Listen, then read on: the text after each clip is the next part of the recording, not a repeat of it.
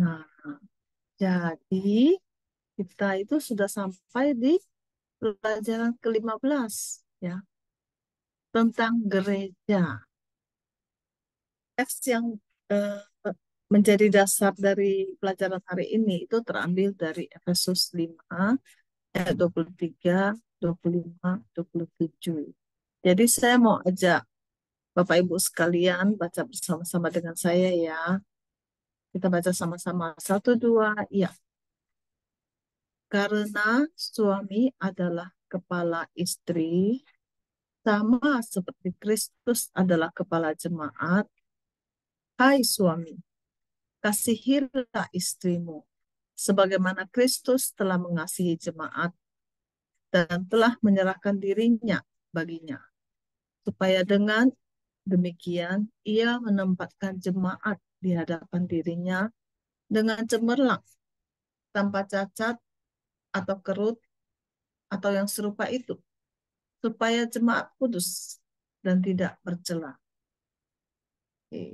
Efesus 5, 23, 25, 27. Ya. Nah, sekarang kita mau lihat definisi. Ini pelajaran ini menurut saya sebenarnya simpel, tapi ada juga penjabarannya yang agak detail dan sedikit berbelit ya. Tapi saya berusaha buat dia menjadi simpel bagi Bapak dan Ibu sekalian. Nah, jadi definisinya ada apa sih gereja, ya kan? Apa sih gereja? Nah, gereja itu arti persis arti hurufiahnya dari kata gereja itu sendiri adalah orang-orang yang dipanggil. Jadi kita ini orang-orang yang dipanggil, ya. Nah, jadi penggunaan kata gereja itu pada saat ini itu ada dua arti. Pertama, gereja itu rumah Tuhan, gedung gereja. Nah, gedung gereja nih, rumah Tuhan itu gereja, bangunannya. Tapi arti lain dari gereja itu adalah umat Tuhan. Jadi pertama bisa berarti gedung, kedua berarti umat Tuhan. Nah, umat Tuhan sendiri itu pun terbagi dua. Pertama, umat Tuhan yang terdiri dari orang-orang dalam satu gereja. Di dalamnya ada orang yang sungguh-sungguh percaya, ada juga orang yang tidak percaya. Itu gereja, gereja lokal. Tapi gereja dengan G huruf besar itu adalah orang-orang yang sungguh-sungguh percaya. Hanya orang-orang yang percaya. Gereja ini tidak terlihat, tapi dia ada di seluruh dunia, ada di segala zaman. Nah, inilah gereja. G dalam huruf besar. Siapakah yang membentuk gereja Yesus Kristus? Nah, gereja yang tak kelihatan itu terdiri dari semua orang yang sudah ditebus oleh darah anak domba dari tiap suku, tiap bangsa, tiap kaum, tiap bahasa. Mulai dari zaman Adam sampai kepada zaman akhir zaman nanti. Nah, itu semua adalah gereja yang tak terlihat ya. G dalam huruf besar. Jadi di keluarga rohani, persekutuan Kristen diciptakan oleh Roh Kudus di dalam Kristus Yesus. Filipi 3:20 mengatakan, karena kewargaan kita adalah di sorga. Dan situ juga kita menantikan Tuhan Yesus Kristus sebagai Juru Selamat. Jadi, tujuan gereja adalah rumah di sorga. Tujuan kita ya, gereja dari segala zaman, kumpulan orang-orang percaya dari zaman Adam sampai akhir zaman. Tujuan kita adalah rumah surgawi, yaitu Yerusalem baru, yaitu surga. Ya. Nah, gereja akan muncul sebagai suatu sidang jemaat umat Allah untuk hidup bersama dengan Tuhan selama-lamanya. Ya. Terdiri dari orang-orang yang tulus percaya sejak zaman hingga orang percaya terakhir di bumi. Nah, apa tandanya gereja yang tak terlihat? Anggotanya itu di dalam Kristus dilahirkan kembali, percaya, mengikut Yesus. Mereka ada di gereja-gereja setempat. Yang kedua, di dalam jemaatnya firman Tuhan itu diberitakan dengan setia dan bertanya ditaati, suka berdoa, mempelajari firman Tuhan dan penginjilan. Sambil kita baca ini kita periksa ya diri kita ya, saya itu sungguh-sungguh nggak dilahirkan kembali, saya itu sungguh-sungguh setia nggak, saya sungguh-sungguh di dalam gereja yang setia apa enggak. Terus ada sakramen, sakramen baptisan, ada sakramen perjamuan kudus, ditaati dan dipraktekkan. Terus ada kebaktian bersama setiap hari Minggu. Terus kita juga memberitakan Injil dan bersaksi. Ya, yang paling penting ini yang memberitakan Injil ya. Oke. Nah, pertemuan gereja baru, permulaan dari gereja baru yang kelihatan atau gereja lokal. Bagaimana sih gereja bermula? Nah itu, bagaimana gereja bermula? Kan di dalam perjanjian lama itu dulu umat Tuhan itu beribadah di kemah suci, lalu di bait suci kan. Nah setelah Tuhan Yesus terangkat ke surga, lalu para murid menunggu janji Roh Kudus. Dan Roh Kudus datang pada hari Pentakosta. Lalu murid-murid yang penakut itu jadi berani. Mereka jadi tiba-tiba berani. Mereka bisa memberitakan Injil. Sekali beritakan itu 3.000 orang percaya, 5.000 orang percaya. Dan ketika mereka berbicara itu mereka berbicara pakai satu bahasa, tapi didengar oleh banyak orang dalam banyak bahasa. Kalau di zaman dulu itu mungkin kita orang-orang nggak bisa paham bagaimana mungkin ya. Tapi di zaman AI kita tahu ini bisa loh ya, itu bisa loh. Kita bicara dalam bahasa kita, orang dengar dalam bahasa dia. Itu bisa ya. Tuhan berkuasa melakukan itu. Teknologi aja bisa, apalagi Tuhan kita yang maha kuasa. Ya, dan 3.000 orang menjadi percaya. Lalu mereka bertekun, bersekutu, memecah roti, berdoa. Nah, dalam perjanjian lama kesaksian Tuhan itu terlihat di bumi adalah bangsa Israel ya. Jadi saksi Tuhan dalam perjanjian lama itu bangsa Israel. Tapi saksi Tuhan dalam perjanjian baru ini adalah gereja. Ya. Kalau di dalam perjanjian lama itu syaratnya untuk menjadi umat Tuhan itu harus disunat. Kalau perjanjian baru itu gereja lokal itu dibangkitkan Tuhan. Jadi orang-orang di dalam gereja itu yang sungguh-sungguh percaya Tuhan dan mereka menaati ke sakramen, yaitu sakramen baptisan, sakramen perjamuan kudus. Ya. Jadi gereja yang universal, ada gereja universal, terus kumpulan gereja lokal. Kita ini disebut gereja lokal. Gereja GAPI itu gereja lokal. Ya. Dan gereja yang tak kelihatan dan dari permulaan sampai akhir zaman itu disebut gereja yang tak terlihat itu ya. Gereja dalam G huruf besar. Kepala gereja adalah Kristus. Jadi gereja itu diibaratkan sebagai mempelai wanita dan Kristus adalah mempelai pria. Ya, jadi Kristus mempelai pria, gereja mempelai wanita. Gereja loh, bukan kitanya, tapi gereja. Jadi karena gereja adalah mempelai wanita, dia harus dijaga supaya tidak bercacat, supaya kudus, supaya tidak bercela. Ya, itu tugas kita sebagai anggota gereja.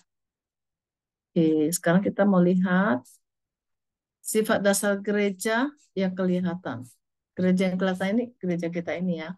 Orang percaya, di dalamnya ada orang percaya, ada orang tidak percaya. Benar nggak? Benar nggak, Bapak Ibu? Benar ya. Tidak semua orang yang datang ke gereja KAPI adalah orang yang percaya.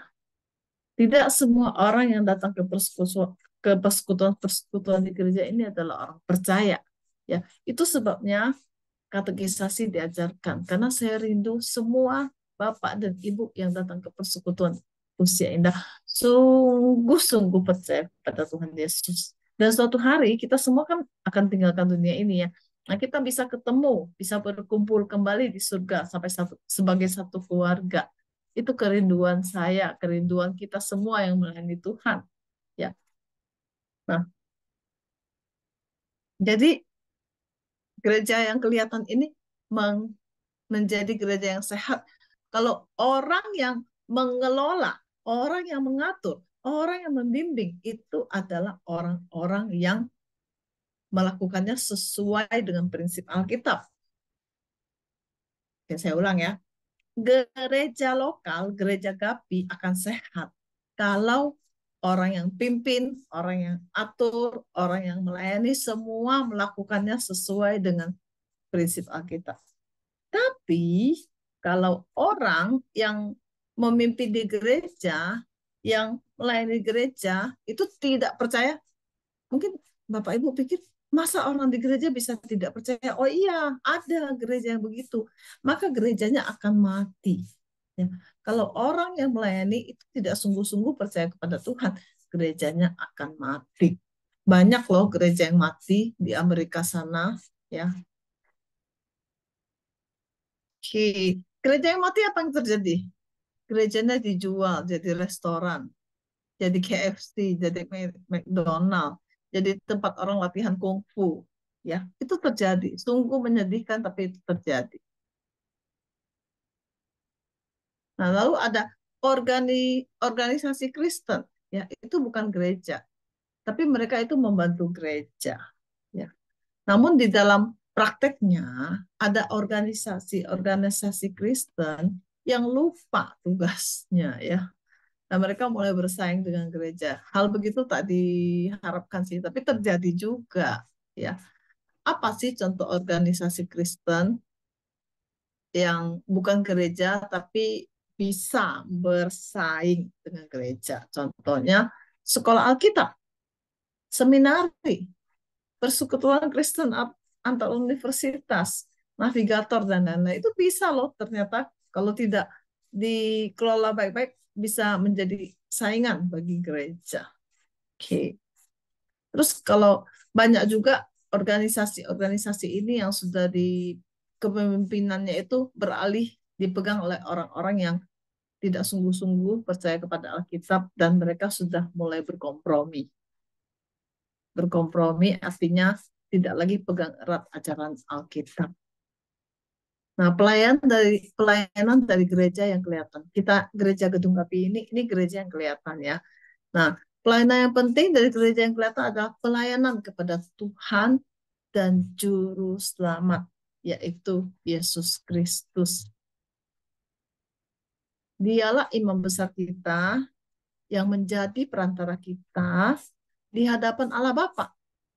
Melalui dia, kita, anak-anaknya, memiliki akses untuk datang ke takhta kasih karunia. Oke. Jadi, gereja itu harus bagaimana? Gereja, ya kita lihat judulnya ya, pelayanan dari gereja yang kelihatan itu harus bagaimana? Gereja harus punya jiwa penginjilan. Kalau gereja tak menginjili, itu bukan gereja lagi ya. Jadi gereja itu harus rindu menginjili. Nah, gereja kita itu setiap minggu pertama melakukan penginjilan keluarga. Saya percaya di antara kita tentu ada, mungkin saya boleh katakan banyak juga di antara kita yang keluarganya belum percaya, yang mungkin suaminya belum percaya, mungkin istrinya belum percaya, mungkin anaknya belum percaya, mungkin cucunya belum percaya.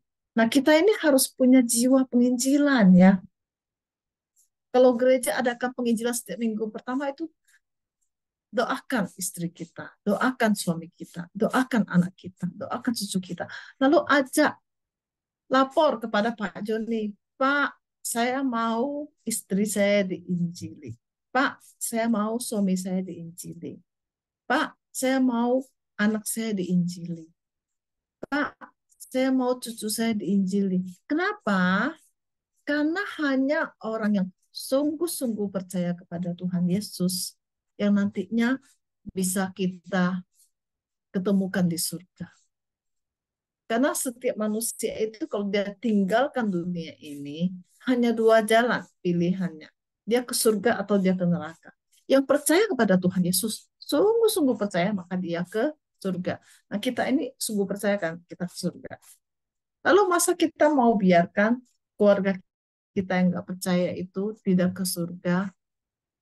Enggak lah ya, kita mau mereka semua ke surga kan. Nah, jadi doakan, setiap hari doakan, panggil, bicarakan, sampaikan, mohon kepada Tuhan Yesus, Tuhan tolong, tolong anggota keluarga saya, orang yang saya sayang ini belum percaya kepada Tuhan Yesus. Tolong supaya mereka sungguh-sungguh percaya kepada Tuhan Yesus dan saya ingin nanti mereka juga ke surga. Jadi, mumpung gereja melakukan penginjilan minggu pertama, lapor kepada Pak Joni ya, mau injilin siapa. Karena ini adalah perintah Tuhan Yesus. Saya minta Bapak Ibu baca bersama saya ya. Matius 28 ayat 18 sampai 20. Yesus mendekati mereka dan berkata, "Kepadaku telah diberikan segala kuasa di sorga dan di bumi. Karena itu, pergilah, jadikanlah semua bangsa muridku, dan baptislah mereka dalam nama Bapa dan Anak dan Roh Kudus. Dan ajarlah mereka melakukan segala sesuatu yang telah kuperintahkan kepadamu. Dan ketahuilah, aku menyertai kamu senantiasa sampai kepada akhir zaman." Ini janji Tuhan ya. Tuhan akan sertai kita sampai kepada akhir zaman. Dan gereja harus menjadi pembela firman. Ya. Jadi kalau ada orang bilang kitab suci itu sebagian benar, sebagian nggak benar, wah kita harus bela itu. Enggak, kitab suci itu 100% benar. 100% benar. Tidak ada salah. Kita harus bela. Berikutnya, kita mau lihat semua pelayan itu harus berjiwa penginjilan dan menghormati Kristus. Ya, coba kita pikir-pikir, apakah semua lause-lause, semua Bapak Ibu yang melayani di Gereja GPI ini ada berjiwa penginjilan dan menghormati Kristus? Saya percaya ada ya. Kita semua sungguh-sungguh terbeban untuk menginjili dan kita semua sungguh-sungguh menghormati Tuhan Yesus. Dan yang diajarkan itu di dalam semua pelayanan haruslah Alkitab, ya, bukan hikmat manusia, bukan hasil renungan filsuf mana, bukan, ya, tapi harus Alkitab, bukan hikmat manusia yang diajarkan. Dan kita harus selalu mulai dengan doa, tutup dengan doa, itu wajib. Dan gereja yang benar itu juga harus mengajarkan jemaat untuk memberikan persembahan secara teratur dan memberikan persepuluhan secara teratur. Apa itu persepuluhan? Saya lupa, saya udah ngomong belum ya? Sudah pernah ajarkan belum? Persepuluhan adalah begini, semua yang kita miliki, semua berkat Tuhan kepada kita itu sesungguhnya milik Tuhan, ya. Lalu kita kembalikan sepersepuluhnya, 10%-nya kita kembalikan kepada Tuhan sebagai persembahan. Itu namanya perpuluhan. Ya, jadi contoh ya, contoh. Saya kasih contoh Bapak Ibu. Contohnya Bapak Ibu itu awal bulan, saya tidak tahu ya uang jajan dari anak berapa, tapi saya ambil satu contoh saja. Mungkin bisa ada yang lebih, bisa juga ada yang di bawah angka yang saya sebut. Itu tidak penting. Yang penting adalah kita ingat untuk memberikan persepuluhan. Contohnya, kita dikasih anak 1 juta. Ini saya hanya ambil contoh ya, 1 juta. Nah, maka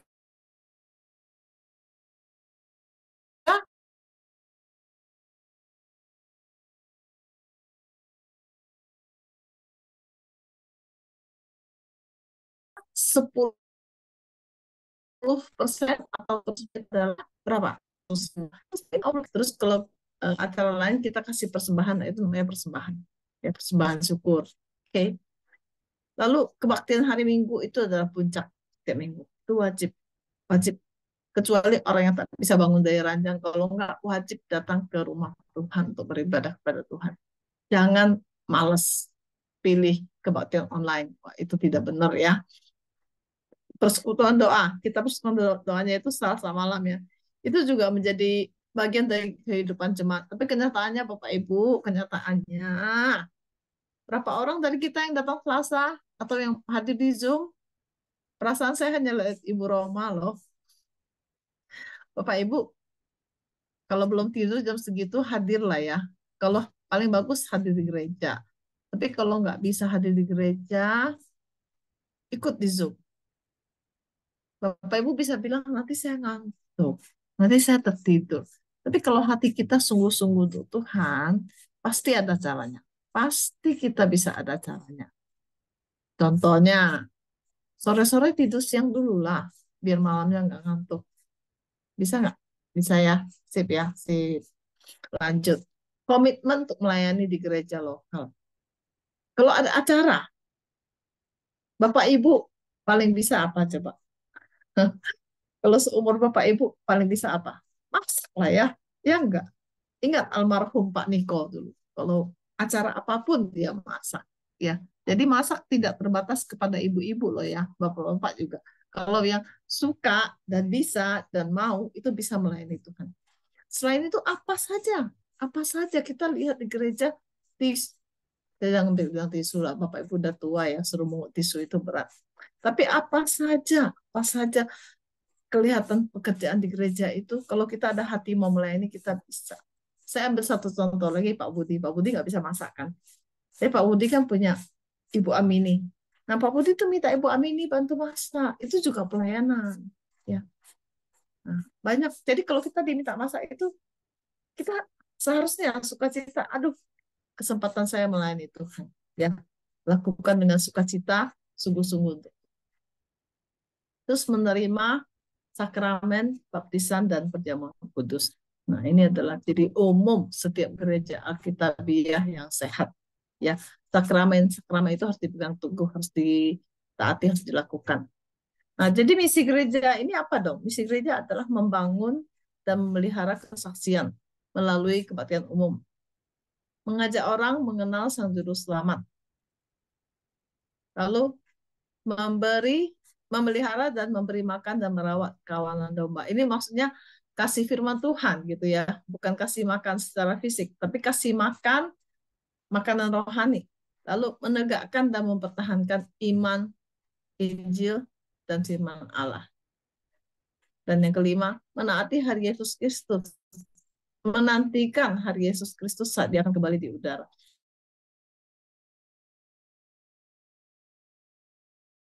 Saya mau tahu, Bapak Ibu, kalau saya nunggu-nunggu kenapa?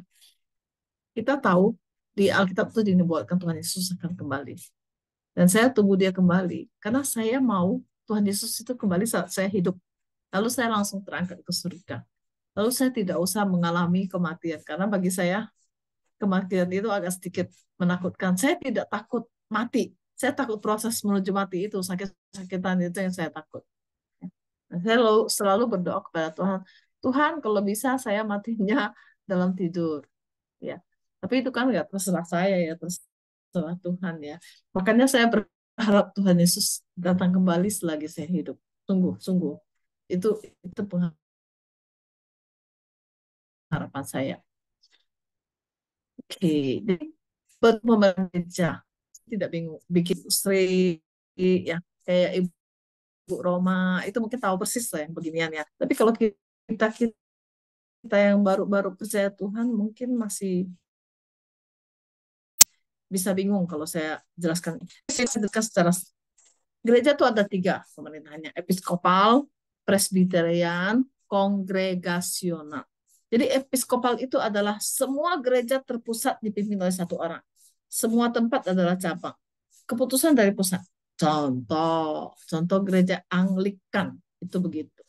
Gereja Yunani Ortodoks itu seperti itu. Dan yang paling kita kenal baik itu Katolik. Itu seperti itu secara pemerintahannya. Katolik itu pemimpinnya namanya paus, ya.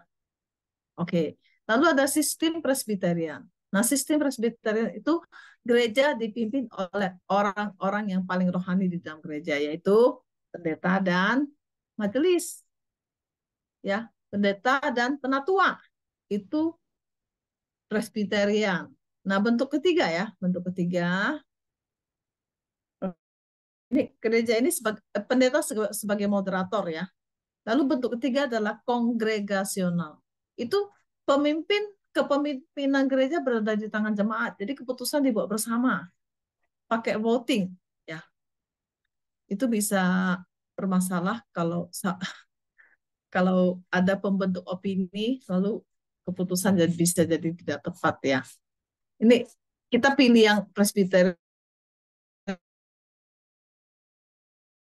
karena kita percaya bahwa ini adalah di tangan orang yang sungguh-sungguh rohani, nggak cincai, nggak asal-asalan ya.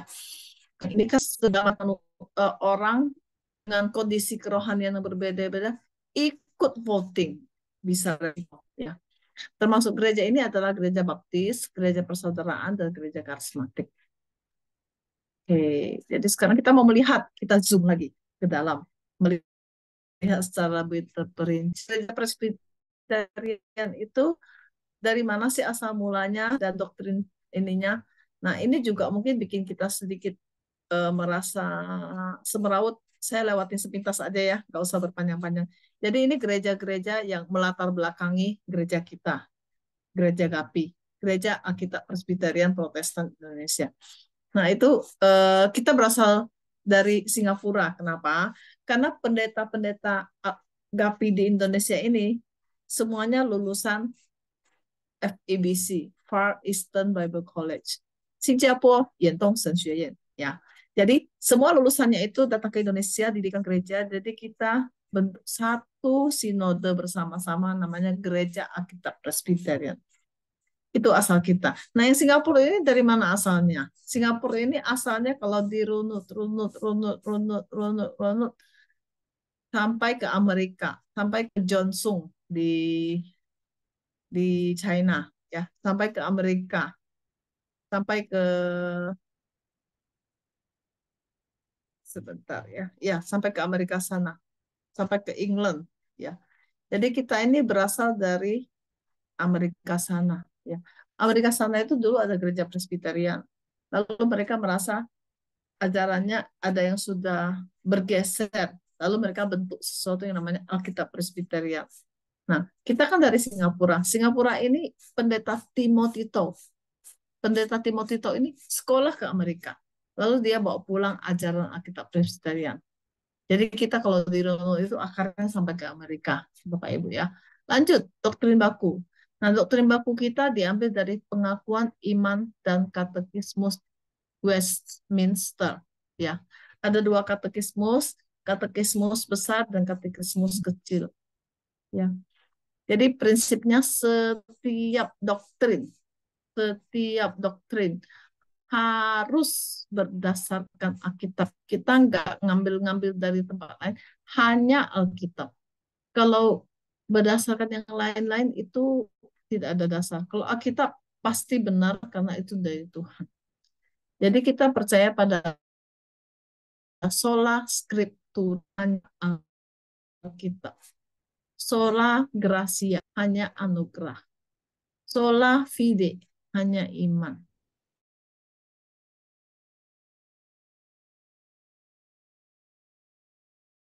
Oke, doktrin dan kita dari nah, itu kita di iman ya. Oke.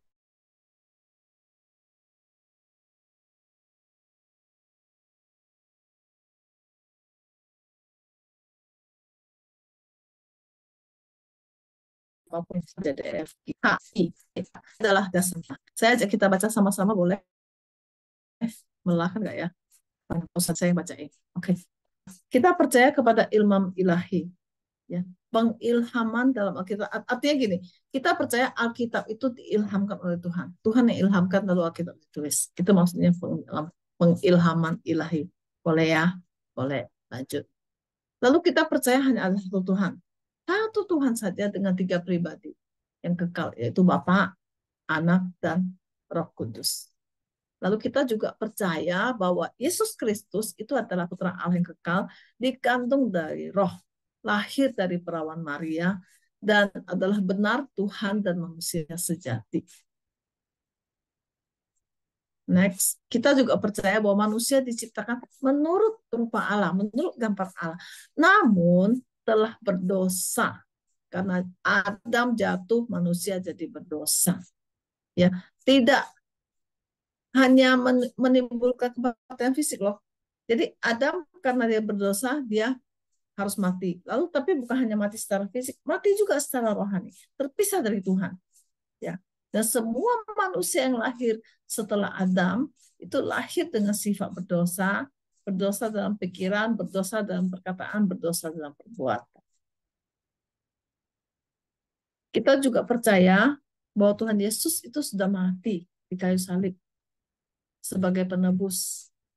Ya, supaya semua orang yang bertobat dari dosa mereka dan percaya kepada Tuhan Yesus itu di hadapan Tuhan dianggap benar. Kenapa? Karena darah Tuhan Yesus sudah tertumpah untuk kita. Next, kita juga percaya pada kebangkitan tubuh Tuhan kita Yesus Kristus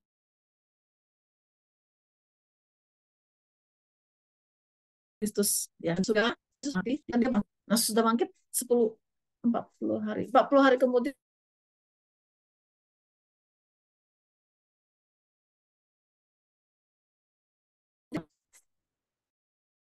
kita juga imam besar dan pembela kita juga percaya suatu hari dia akan kembali ya dia akan kembali dia akan memerintah selama 1000 tahun. Nah itu yang disebut dengan kerajaan 1000 tahun. Dia akan menghakimi dunia ini. Kita juga percaya bahwa keselamatan adalah karena kasih karunia, karena kebaikan Tuhan, karena Tuhan baik kepada saya. Bukan karena saya banyak melakukan perbuatan baik, lalu saya bisa diselamatkan. Bukan, bukan. Perbuatan baik kita itu seperti kain kotor, karena kita adalah orang berdosa. Tapi karena kasih karunia, karena Tuhan pada dan Tuhan bersihkan dosa saya, maka saya bisa ke surga. Oke. Okay. Perbuatan baik itu menjadi bukti bahwa saya sungguh-sungguh percaya Tuhan. Bukan dengan berbuat baik saya bisa ke surga. Itu tak bisa, tak bisa. Oke, kita percaya bahwa Tuhan Yesus yang menetapkan sakramen baptisan dan sakramen perjamuan kudus. Dan kita harus mengikutinya. Kita juga percaya keselamatan kekal, kebangkitan tubuh, ya, berkat abadi dari keselamatan. Dan juga kita percaya bahwa orang yang tidak percaya akan dihukum juga secara kekal. Itu sebabnya keluarga kita harus percaya, jangan sampai mereka meninggal dan tidak percaya. Kasihan. Kita percaya kesatuan rohani yang sejati dalam Kristus yang telah ditebus oleh darahnya yang berharga. Dan perlunya menjaga kemudian gereja-gereja itu harus jaga kemudiannya, doktrinnya, dan hidup sesuai dengan Alkitab. Nah, ini poin-poin yang harus kita perhatikan. Sekarang kita mau lihat kenapa harus Alkitab Presbyterian. Kata Alkitab itu diletakkan, kan sudah ada Presbyterian. Mengapa jadi Alkitab Presbyterian? Ya, karena kata Alkitab diletakkan di depan Presbyterian tentu dia penting. Ya, karena kita menunjukkan bahwa gereja kita ini adalah gereja yang mempercayai Alkitab dan menghormati Alkitab. Alkitab 100% benar. Kalau kita tidak mengerti benar, mengerti Alkitab, berarti otak kita yang belum sampai. Alkitab pasti benar, nggak mungkin salah. Oke, jangan pernah berpikir kok aku tak ngerti ya, jangan enggak jangan pernah berpikir begitu. Alkitab enggak pernah salah, otak kita yang enggak sampai, Bapak Ibu. Oke, jadi di Amerika sana itu ada 2 Presbyterian ya. Ada Presbyterian yang ortodoks ini, OPC ini yang ortodoks. Itu ortodoks. Ada yang Bible Presbyterian. Nah, di mana bedanya kedua gereja ini? Mari kita lihat sebentar ya. Kalau gereja ortodoks dia hanya dukung misionaris dari Presbyterian aja. Kalau bukan Presbyterian mereka nggak boleh dukung. Kalau Bible Presbyterian mereka tuh dukung semua misionaris asal dia fundamentalis bisa didukung. Ya. Terus kalau Ortodoks Presbyterian ini itu amilenialis, mereka itu tidak percaya ada kerajaan 1000 tahun. Kalau kita percaya dan kita percaya bahwa Tuhan kita, Tuhan Yesus itu akan kembali ke bumi sebelum kerajaan 1000 tahun. Dan akan kembali selama 1000 tahun di bumi. Kita percaya itu. Terus Ortodoks ini, gereja Presbyterian Ortodoks itu dia izinkan minum-minum maksudnya bukan minum air loh ya, minum bir, minum minuman beralkohol untuk bersosialisasi. Kalau gereja kita Alkitab Presbyterian kita pantang total, zero ya. Kita tidak sama sekali tidak memperbolehkan untuk minum minuman beralkohol. Oke, jadi gereja kita itu mempertahankan dan membela posisi fundamentalis pendirian kita. Tidak mau mengkompromisasikan Alkitab.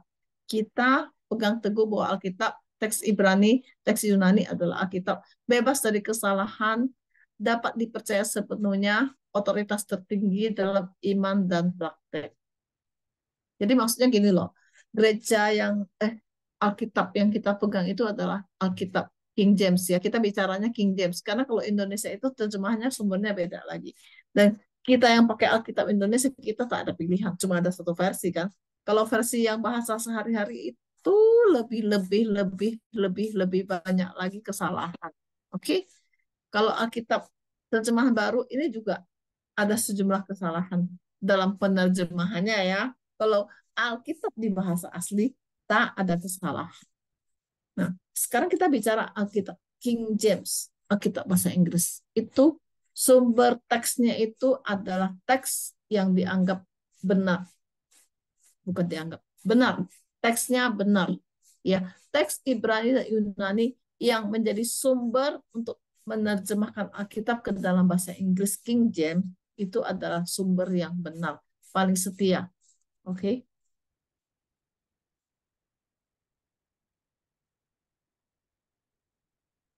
Dan gereja kita sejak awal pendiriannya sampai ke abad 20 ya, telah menjadi bagian dari gerakan reformasi abad ke-20.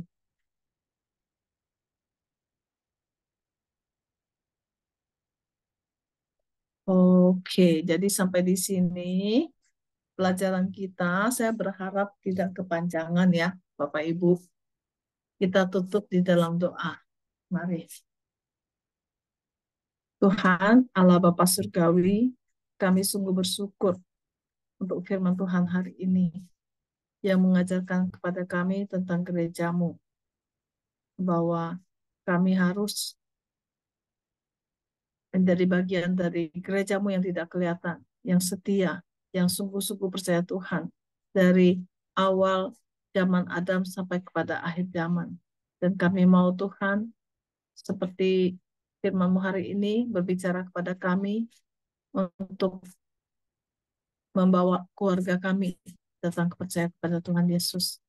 Tolong kami Tuhan, ketika ada hal yang kami tidak mengerti dari Alkitab, kami tahu bahwa Alkitab selalu benar dan kami yang mungkin tidak sampai pikirannya. Dan tolong kami Tuhan, supaya kami juga mau setia beribadah di gereja Tuhan pada hari Minggu, dan kami juga mau setia menginjili seperti amanat agungmu. Kami serahkan setiap kami ya Tuhan, tolonglah kami terus bertumbuh di dalam Tuhan. Di dalam nama Tuhan Yesus, kami berdoa dan bersyukur. Amin.